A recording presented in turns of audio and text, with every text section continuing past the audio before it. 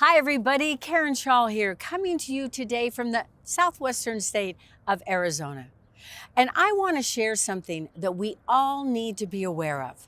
And that is the world is constantly trying to pull our attention away from ourselves, away from our power, and away from our actualizing our personal brilliance. And here's the reality. There are systems that benefit when you doubt yourself, when you chase someone else's definition of success, when you stay overwhelmed, distracted, or uncertain. Today's episode is about waking up to that reality and remembering what's still yours. You're listening to the Karen Schaal Podcast, a space where we expand our minds, grow the heart, and remember who we really are. If our content here resonates with you, don't forget to like and subscribe to the channel at Karen Schaal so you can never miss an episode. Thanks so much for being here. Let's get started.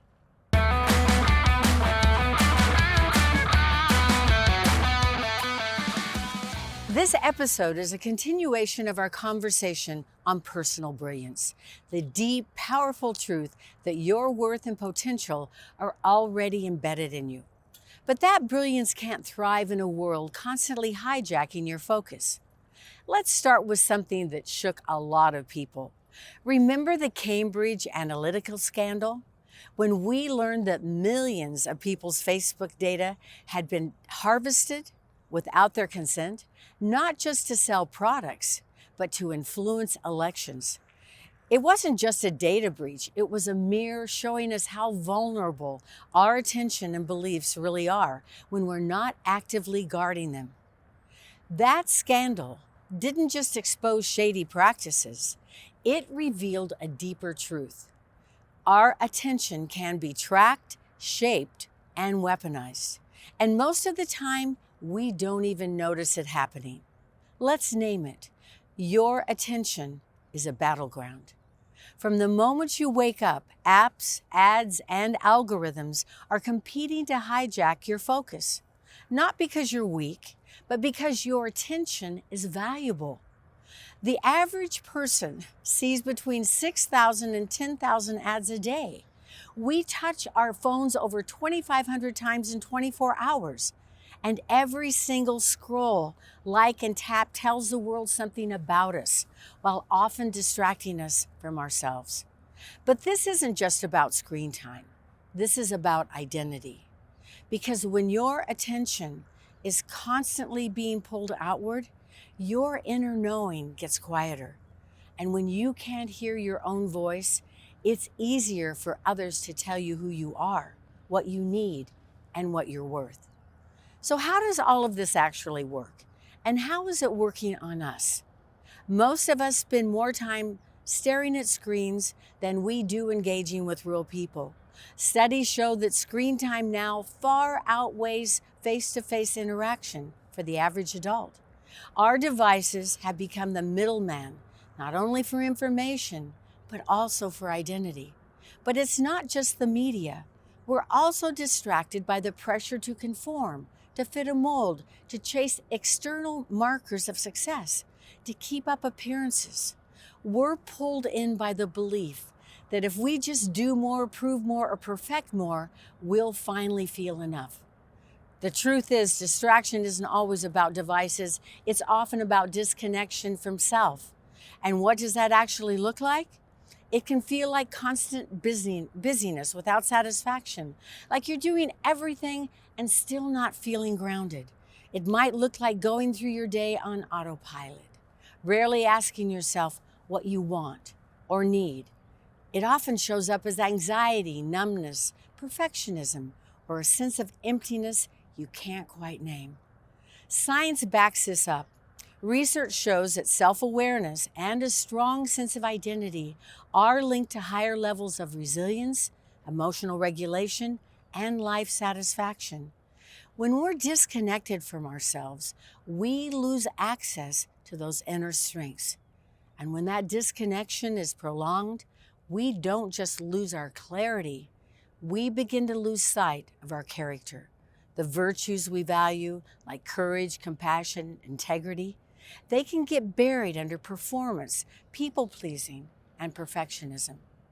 So if you've been feeling unsteady, distracted, or unclear, it may not be about a lack of discipline. It may be about a lack of connection. Reconnecting starts by turning inward, not outward. So let's talk about how your brain, this powerful, efficient, beautiful system, is influenced by all of that. To understand how we lose access to our personal brilliance, we need to explore what's happening inside, biologically and neurologically, because your brilliance isn't just emotional or spiritual, it's also deeply physiological. The brain is designed to conserve energy. That means it takes mental shortcuts, especially under stress. Enter something called cognitive load. When your brain is overwhelmed with input, it becomes more reactive and less reflective. Marketers know this. Social platforms know this. Political systems know this, and they all use it. In neuroscience, we call this attentional bias, the tendency to focus on information that confirms what we already believe, especially in emotionally charged situations. Combine that with dopamine feedback loops, hello, endless scrolling, right? And you've got a recipe for distraction, disconnection, and doubt. Your biology is brilliant, but it's also programmable. When that programming reinforces disempowerment, you lose touch with your brilliance, not because it's gone, but because it's being drowned out. The distortion of our personal brilliance often begins early, shaped by messages that told us we weren't enough or didn't belong. These false frameworks obscure the truth of who we are and disconnect us from our power. Let me show you how that kind of programming played out in my own life. When I was young, I was taught I wasn't good enough. Not always directly, sometimes it was the subtle looks, the comparisons, the unspoken rules about who had value and who didn't. Over time, those messages formed a framework, a belief system that whispered, you have to earn your worth. You have to prove you belong. You've never quite enough. And here's the painful truth. I believed it. Because when you're a child, you trust the people around you. You think adults tell the truth. So I carried that framework with me into adulthood. I overachieved. I perfectioned. I doubted. And somewhere along the way, I started to forget who I really was. This is where imposter syndrome creeps in. Imposter syndrome is a belief that your success is fake and that you're a fraud, even when there's evidence to the contrary. It's deeply tied to early experiences of being invalidated or unseen. And it's incredibly common, especially in people who are deeply capable, deeply compassionate, and deeply disconnected from their own worth. But here's the thing. Imposter syndrome doesn't start inside you. It's planted there by environments that benefit from your self-doubt. Because people who doubt themselves are easier to control, easier to manipulate, easier to sell to. That's why this isn't just theoretical, it's personal. Because when your doubt serves someone else's gain, reclaiming your worth becomes a radical act of truth. And that's where the shift begins. The moment you stop accepting every voice in your head as your own and start asking, who taught me this? Who benefits from me believing it? That's when you begin to rewrite the script. That's when you reclaim your story. This process of reclaiming your story is how we reconnect with our personal brilliance. It's not about becoming someone new. It's about stripping away what was never truly ours and returning to the fullness of who we were meant to be. We've seen societal shifts when collective awareness hits a tipping point. Think of the Me Too movement. What started as isolated voices became a wave of recognition, a mass mental shift that reframed how we understand power, consent, and accountability. People began questioning internalized stories. Who taught me to stay silent? Why did I think my experience didn't count?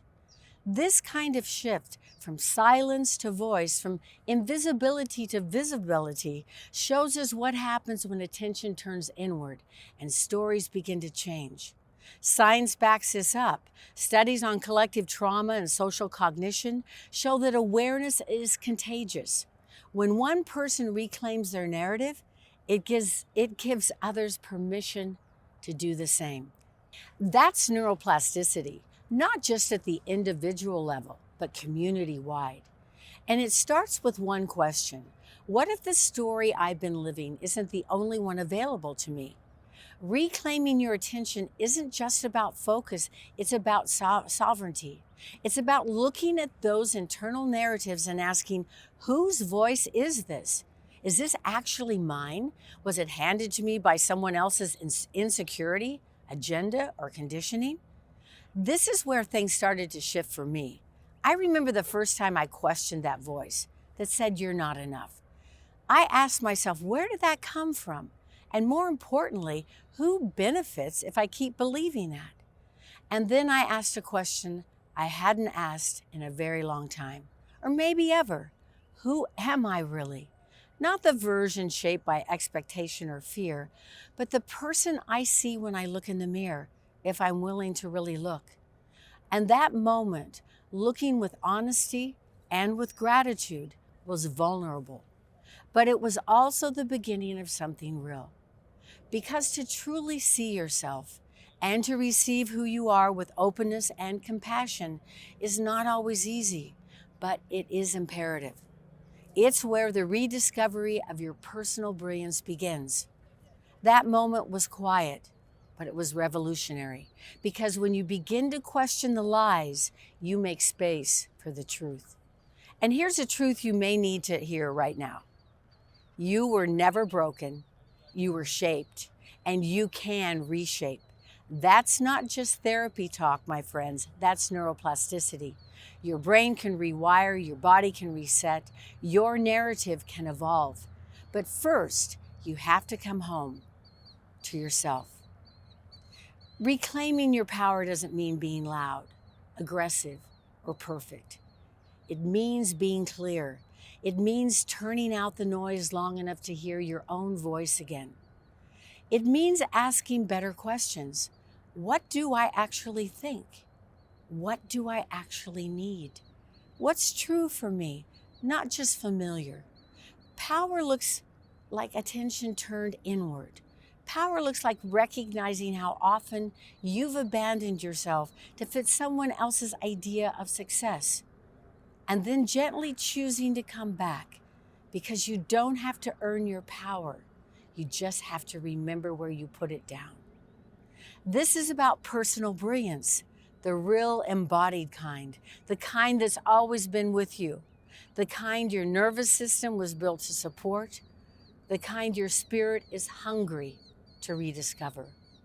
When you begin to reconnect with your personal brilliance, you step into the fullness of who you were meant to be. You don't just feel inspired, you feel aligned. And here's what makes that transformation possible: gratitude.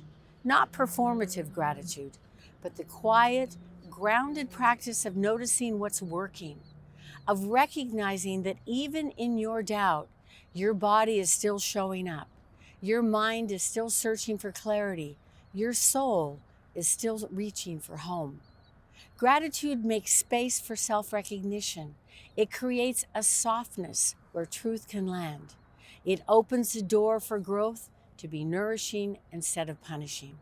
So as you continue forward, remember, discovering your brilliance isn't a task to complete. It's a life to inhabit, and it's already within you. This episode, like the one before it, has been about reclaiming your personal brilliance, piece by piece, breath by breath. So here's your reminder. You are not too much.